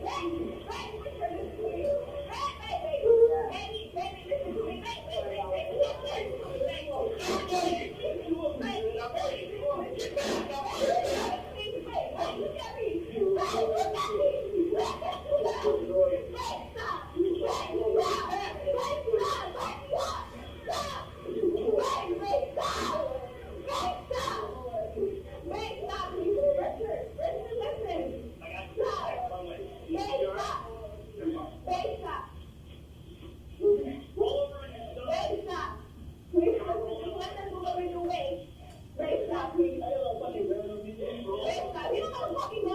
Man, stop this. Record, man. What are you doing? You dumb as fuck, man. You reaching out. Yeah, reaching out on this, man. Come on. You don't know. Don't you don't gotta fucking go out there. You got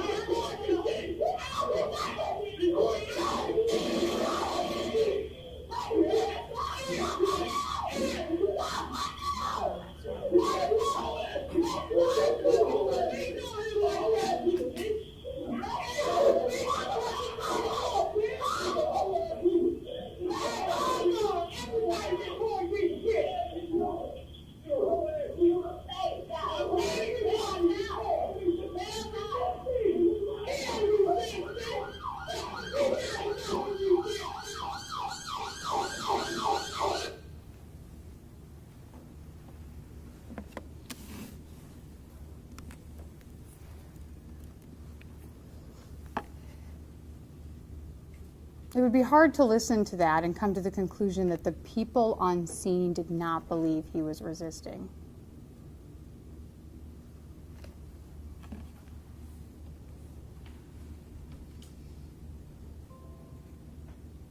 Now, out of all of the evidence presented, only 3 people did testify to that. Richard Hubbard being one of them, Yolamar being the second, and LaShonda Malone was asked, "Did you see Richard Hubbard resist?" And she responded, "I never saw Hubbard punch him." Now, part of what we've learned about police training and police response to resistance and use of force is officers aren't required to wait to be assaulted. A punch is not the measure of resistance. This is not a fist fight between the two of them. One is effectuating an arrest, the other resists, and then an officer uses force to complete that arrest. And what we saw in the training is that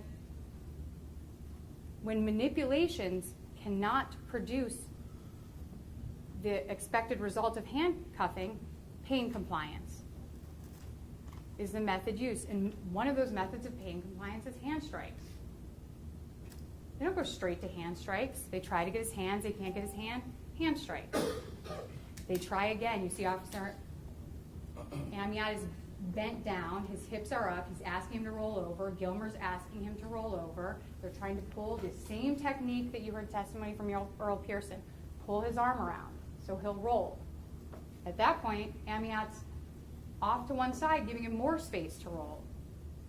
He has his arm out, so he can't roll this way. He's got his arm posted here. And when that doesn't work, hand strikes, pain compliance, the exact thing you saw they were trained to do. And what does he say? This is how we know that the policy serves the function it's intended to serve. When he wanted to roll over, he did. And he testified to that. He said, "I rolled over because I got tired of being punched in the face." Whether or not you agree with that police policy, it is the policy. It is how officers are trained. It is the reasonable and expected way to produce an arrest when someone will not comply. Vitantonio argued to you, there were 3 grown men on top of him. And 3 grown men couldn't get that second handcuff on. And he also wants you to accept that there's no resistance. That can't be true. If someone's not resisting, I should be able to put them in cuffs. And we asked Sergeant Pavko about that. Well, you're a big guy. How come you couldn't get it done? He explained it happens all the time. When someone's resisting, it's very difficult to get them into cuffs. And then that last punch, Gilmer is almost on his side trying to pull that arm out. Pavko is trying to control his movements. They can't get the arm. They can't get the arm. One last punch, arm pops out, they cuff him, and we don't see any use of force again. Now, no one, and if the defense is giving you the impression that we've made an argument that the fact that Richard Hubbard swore or called names or used racial slurs justified force. Let me be clear, no one believes that name calling justifies any physical force, but it is an indicator of someone's intention, their fighting words, their mental state, their signs of risk.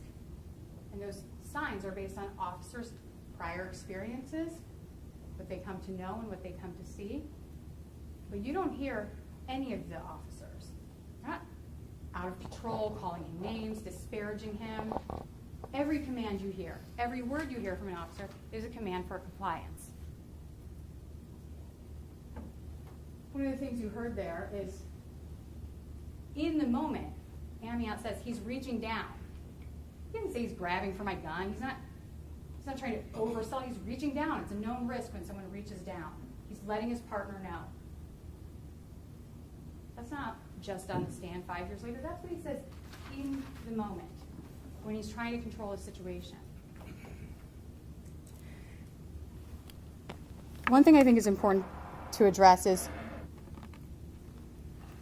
Officer Amiott is not the only officer who believed force was appropriate. In fact, every single officer on scene required force to effectuate this arrest. And each of their uses of force were determined to be appropriate. Now, Kevin Davis, as the state pointed out, testified that the use of force continuum is not the present teaching technique by Opata, but it is what was taught to Officer Amiott in the Cleveland Heights Training Academy. We heard testimony of that. We heard testimony from every officer that it's what they've been taught in the city of Euclid in their defensive tactics training. And it was the Euclid policy at the time, and to this day, it is the Euclid policy. And so the question is, Officer Gilmer used an electrical device, and appropriately, he was not charged because the force was reasonable in light of the resistance. But what other force is also reasonable in that same center on the continuum? Strikes.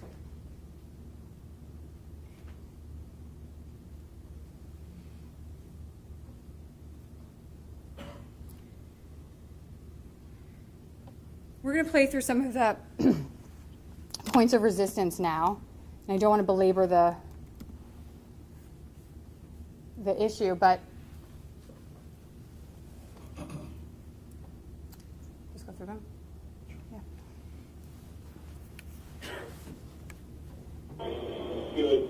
Hey, the registered owner shows a suspended license, and then make sure you stop behind the stop bars if you're driving. And you gotta have a seatbelt on too. Got you. Keep your license on you.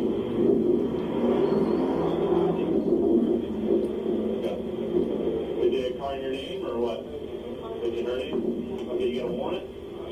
Okay, can you cut it off just while we're talking? And just give me the keys. And me the car keys. That's it? Where I just stopped at? Yeah, stop behind the white stop bar. Stop bar. On the ground? You was right here. You don't have your ID on you? You get a warrant? Why are you so upset?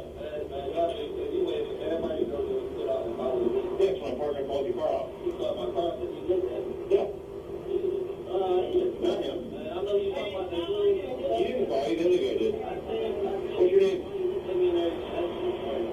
What's your name? My name is Richard Hubbard. What's your last name, Richard? How do you spell it?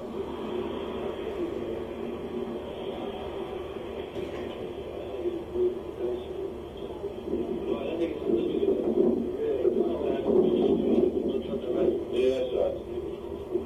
All right, step up.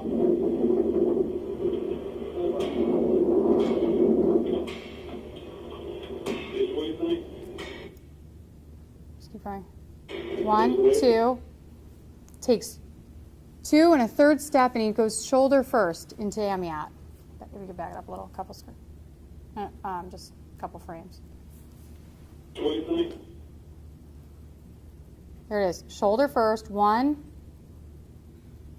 2. Starts the third step. Officer Amiott's trying to get control of his arm, pulls his arm out. Another point of resistance. He pulls his arm out and he grabs the bar of the car.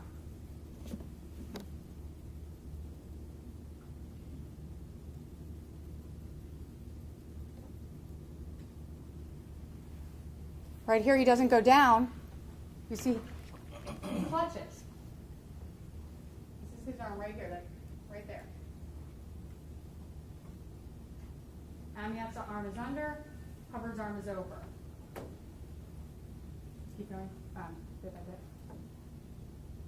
No, just the little frame by frame. He reaches down. We grab his leg, and then as we know, the two of them are tased, so we're just going to go. They're both tased here. Both Amiott, right there, all three at that moment are being tased.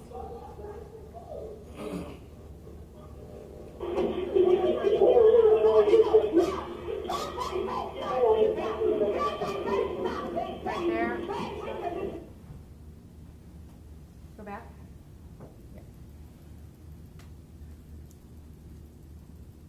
You can see his legs flailing as he's trying to get away, or trying to get loose, not necessarily run away, but get loose. Back further. No, good. Cord. Sorry. Cord.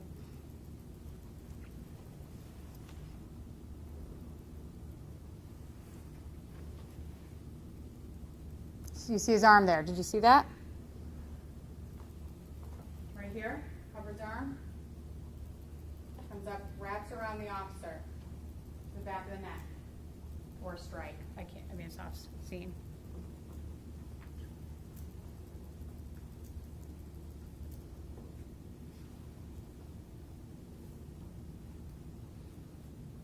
Yeah, you can press play.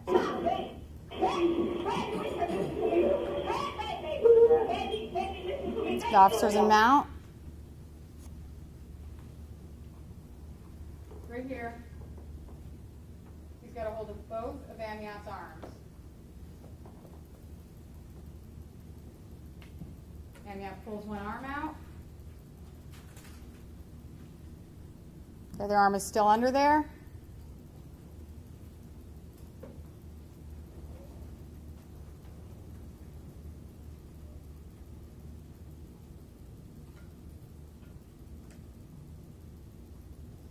Officer Gilmer is trying to control his legs.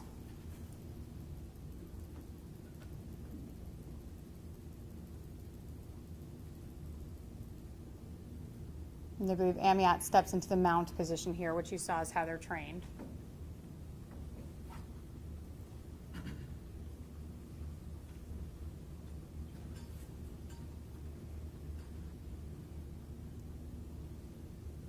He attempts to gain compliance through hand strikes. You can just press play.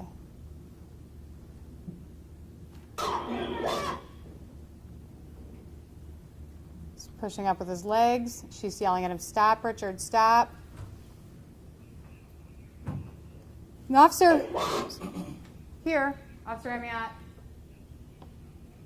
goes, I think this is called low mount.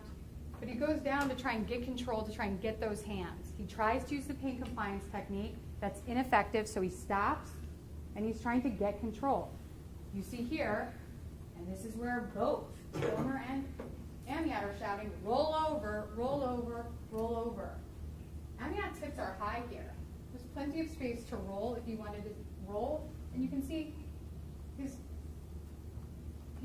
thrusting his own hips up. High enough that if he just wanted to roll over, he could, but he doesn't. So you have two officers, one pulling his arm around, and this is where he puts his hand out to stop from being rolled. You'll see.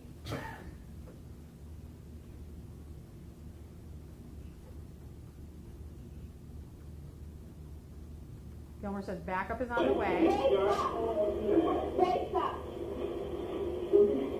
Roll over and stop. Trying to roll him. Trying to roll him. I got no fucking gun on me. Roll.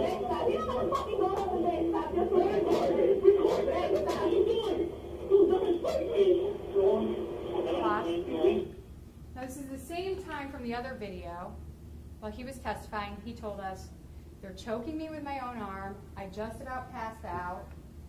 He's literally shouting at people. He's got plenty of air. He's not choking. And you heard the testimony. That's not a method to even choke someone with their own arm. It's a method to roll them over. Is the technique they were trained with. You ain't reaching out on nothing, man. Come on.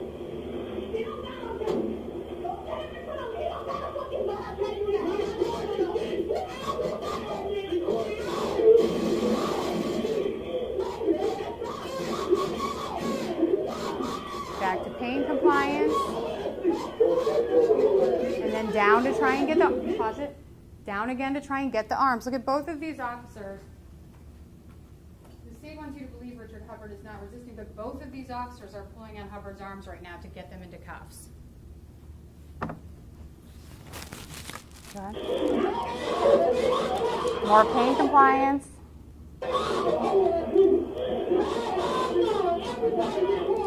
And pause it. See what happens? It causes him to roll over. What he testified to. I didn't want to get punched in the face, so I rolled over. The same thing they've been asking him to do, using other methods of ground control. And now he does. Okay? Trying to control that arm. Trying to control that arm. He's coasting out, he's pulling away.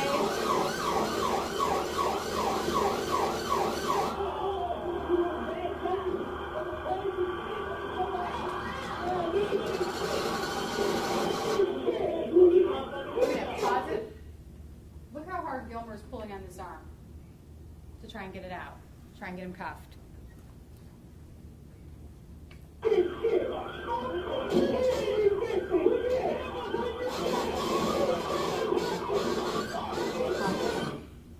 You see, he pulls his arm up, then he switches hands, he punches him one last time, and especially in the other video, when he delivers that hand strike, the other arm pops right out, Richard Hubbard is cuffed, and all four stops. Go ahead.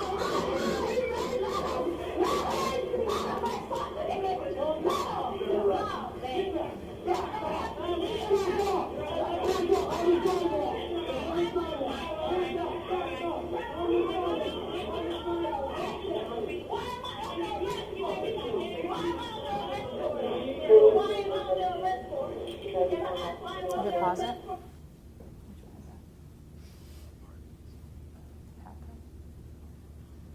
I want to play Sergeant Pavkov's video, which was admitted into evidence and played, but this time I want to play it till the end because I think there's something important.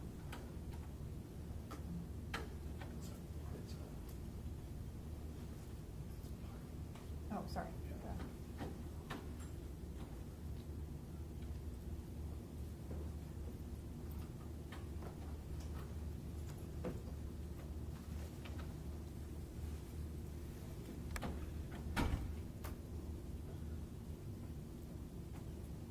You know, 63-year-old female out of Euclid, 195 10 Euclid Avenue, Belgium 1.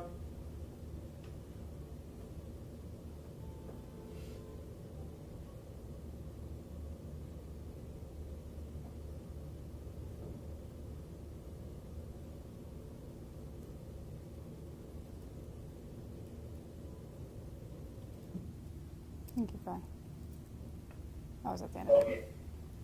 And this officer, Amiott, putting Hubbard into the cruiser. No force is required and no force is used because no resistance is being offered. Even at the end of that, even after the two of them were just engaged in this use of force, he just kindly and politely walks him to the car, puts him into the car.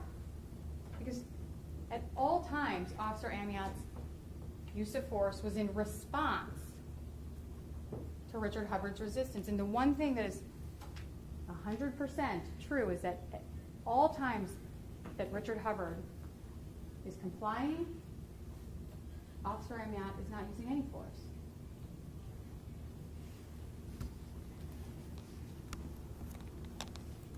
Now the state, Is that a radio I hear? Thank you. You may proceed. the state wants to reframe this as a man getting beat in the street for driving without a license. But that's not what happened here. And that's not a fair assessment. Was that the initial Leeds inquiry? Yes.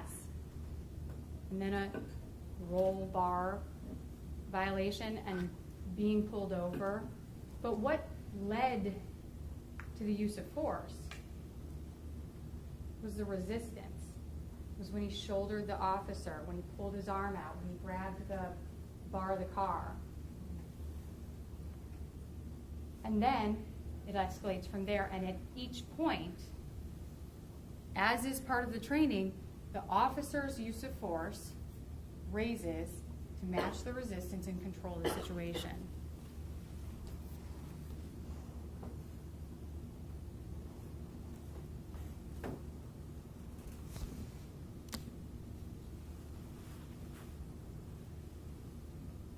Officer Amiott has waited a long time to have the opportunity to share his side of the story, and it was important to him to take the stand.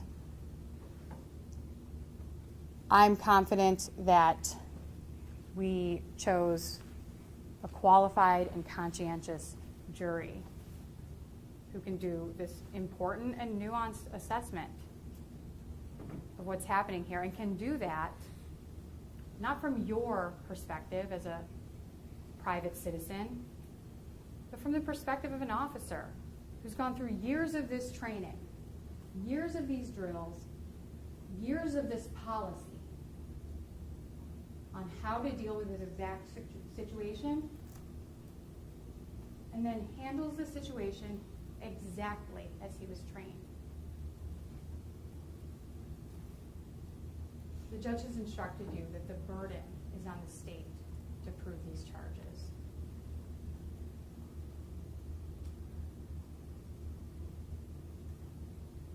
The state did not offer any evidence supporting any conclusion that Officer Amiott's conduct, that his use of force was unreasonable from the perspective of an officer with this precise training and experience. Because it's not. And ladies and gentlemen of the jury, once you deliberate, you'll have no choice but to acquit.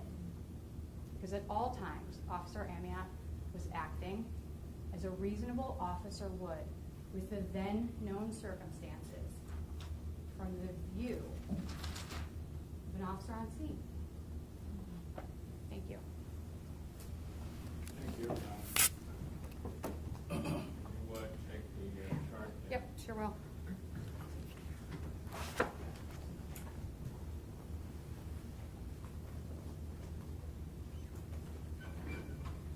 Are we okay? Okay, fine. We'll take a break before I give the instructions. You can erase that also, please.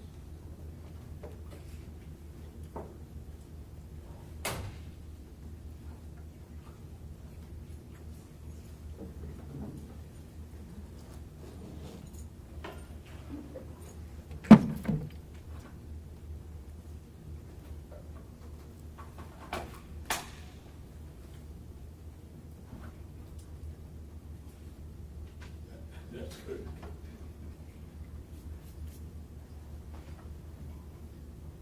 You may proceed with your rebuttal, counsel. Ladies and gentlemen, the last thing the defense said was the state has offered no evidence to support the proposition that there was unreasonable force.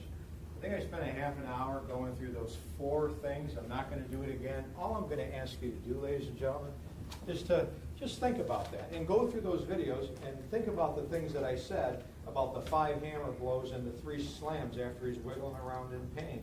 And then the left, right, left, right, left, right. after they're both on top of him, and Gilmer just dismounts like, what's up with this? He just, I mean, Amiott is pummeling him.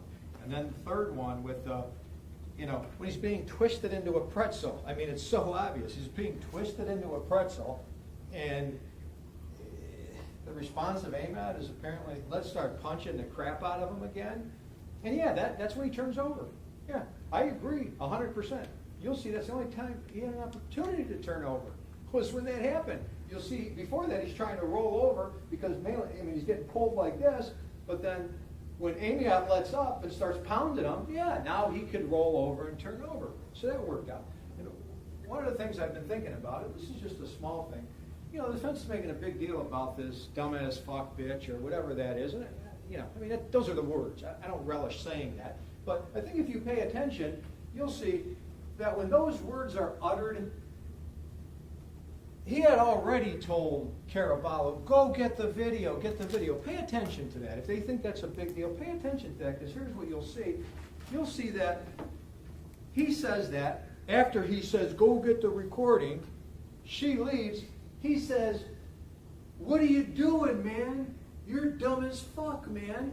And he says that, and you'll see when Gilmer is going like this and pulling his arm. He's talking to Gilmer. I mean, it's pretty apparent on the video. I just never thought it was that big of a deal, because I didn't think this case would be about him swearing at his girlfriend.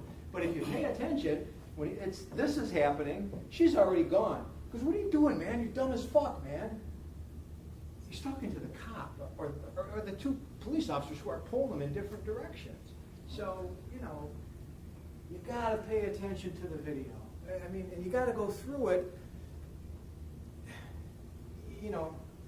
like I did, precisely, didactically. You got to really drill into it and think about it, and think about the different batteries of, of unreasonable force. So there's plenty of evidence of unreasonable force, ladies and gentlemen. I didn't even intend to get into it. So we got a video here that shows all that stuff, and I pointed it out, and I took it apart, and what does the defense say? Where's the LaShonda Malone video? And then you're trying to suggest like she's lying. Oh, she didn't remember talking to FBI agents. Who cares? She was called not to offer any opinions whatsoever because she has a video that is a valuable piece of evidence in this case, and in fact, it's the best piece of evidence that shows the pretzel twist. So, who cares? Go ask yourselves back there when you get back there. You care if she remembered talking to an FBI agent, or how many police she talked to, or whether she remembered a statement. Her credibility's not at issue, but they're trying to make it at issue, so now I got to bring this up. Guess who the only person is that has this big credibility issue? It's the guy sitting right there. I don't relish saying that, but he got fired from Mentor because he lied on a police report, and he got fired. Again, if anyone has a credibility problem that could be transferred to that case, it's that kind of stuff. Again, I don't relish doing it, but it's true. It's just true. So when you got this, we got a strong smell of raw marijuana, and they find a few crumbs, and this is about the holy trinity of guns and money and drugs, I'm saying that's BS. It's not what it's about.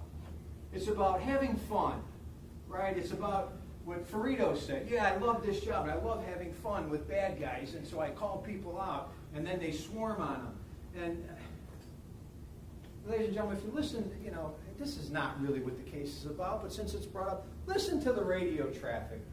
Listen to, I think it's going to be at the end of the 25-minute Amiott video, the cruiser video. You're going to hear the rest of the radio traffic. And what you're going to hear is, you're going to hear Ferrito. Objection. Overruled. You're going to hear Ferrito, as he pulls up in his cruiser, he says, hey guys, that's not supposed to be that much fun. That's what he says. It's on tape. And you know what Gilmer says, 18? He goes, 18, yeah. Like, you're right. It wasn't supposed to be that much fun. We weren't supposed to beat this guy like that, but it got out of hand. And then listen to a little bit more of that video, and it corroborates what Hubbard was saying, that, man, they beat me up. They didn't want to give me any medical treatment. They're worried about his pinky, right? And you can hear all that. You could hear when you play that, you can hear Hubbard sitting in the back seat, and he's talking to himself. He's going, man, I got my ass beat for driving under suspension, man. How did that happen? How did that happen? How did they beat me up like that? They won't give me any medical attention. And at one time he bangs on the window. Dude, you're giving him a tissue. Can you give me a tissue? And someone walks up to him and says, you just got a cut on your head. It's in there. I'm gonna renew my objection. It's in there. It's in the tape that's in evidence. It's in the tape that's in evidence. So it's in evidence. You could listen to it. You'll hear it. They spent a lot of time, or a little bit of time, or a portion of time, again, on this policy stuff rather than the evidence, the visual evidence. I'm just going to go back to that again. Just think about it, ladies and gentlemen. Again, you could teach somebody everything appropriately. Think about this simple example. A third grade teacher teaches their classroom about be kind and caring to others, right? Keep your hands to yourself. Treat people the way you want to be treated. There are 25 students. She looks out the window and she sees one of them is a bully, right? It's not her fault. She's not teaching the wrong thing. She's not teaching the right thing. It's not the message. It's not the teacher. It's the person. That's all. Not everybody catches on, right? So that's what it is. It's his conduct. It's not anybody else's conduct. That's what this case is about. It's his conduct. No more than 5 more minutes. And then one of the last things is, again, when she's talking about policy, it gets me thinking, a couple of these witnesses talked about, well, we got this training because, there's this MMA going on and all that, and so we're going to teach officers MMA tactics and this and that because they might need it on the streets. 100% agree with that. That's good. But it just reminded me that, I don't know if you've ever seen an MMA fight, but a lot of the stuff that I pointed out here, it looks like an MMA, only it's Amiott on top of this kid, pounding. The only difference between that and MMA that I see, the guy on the bottom is not swinging back. Because when that happens, they break up the fight. You say, stop, that's it, we're done. So, that just caught my, when they're talking about this MMA and stuff. So maybe he was trained in MMA, but man, it's an inappropriate use, ladies and gentlemen. So then the final thing is, obviously, one more thing. The expert, ladies and gentlemen, read the expert thing.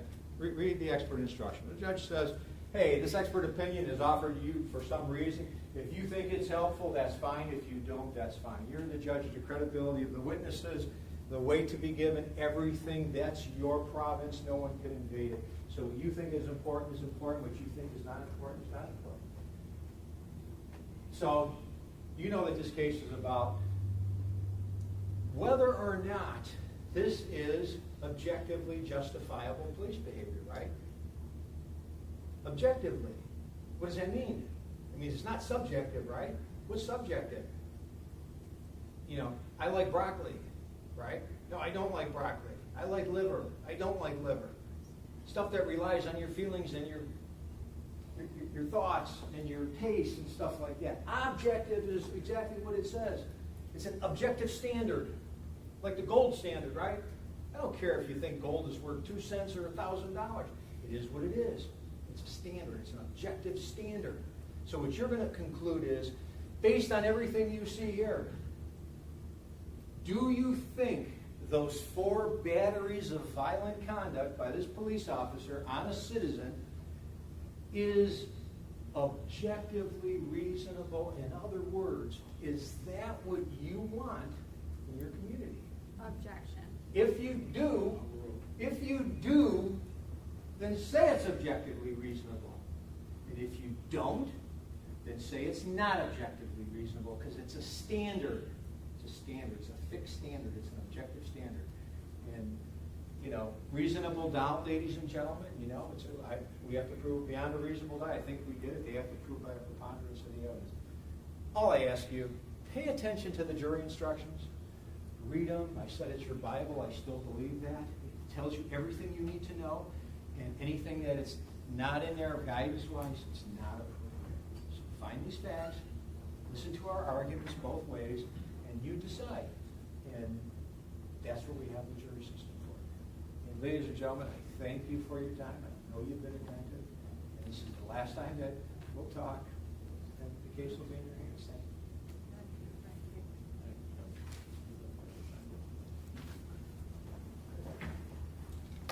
Thank you, Counsel. Before I give you the jury instructions, I think we should take a short break. We'll take 15 minutes, excuse me, and we'll come back. I will give you the instructions of law, and then the case will be in your hands, and then you can take your lunch after I give the instructions of law. Just storing and holding. All rise for the admonition. We'll be back in 15 minutes. Rest.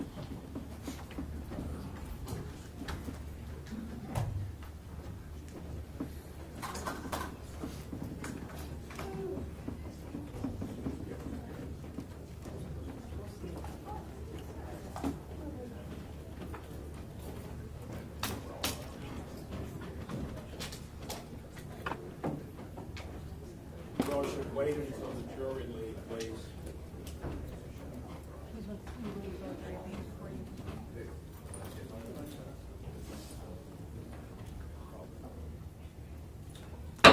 Court is in recess.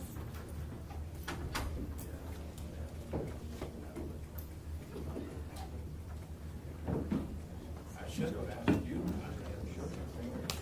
Judge, Judge, Yeah. I have 2 issues I need to put on the record. Beg pardon? I have 2 issues I need to put on the record. Okay, we'll do it when we come back, just Okay. before we give instructions. Thank you.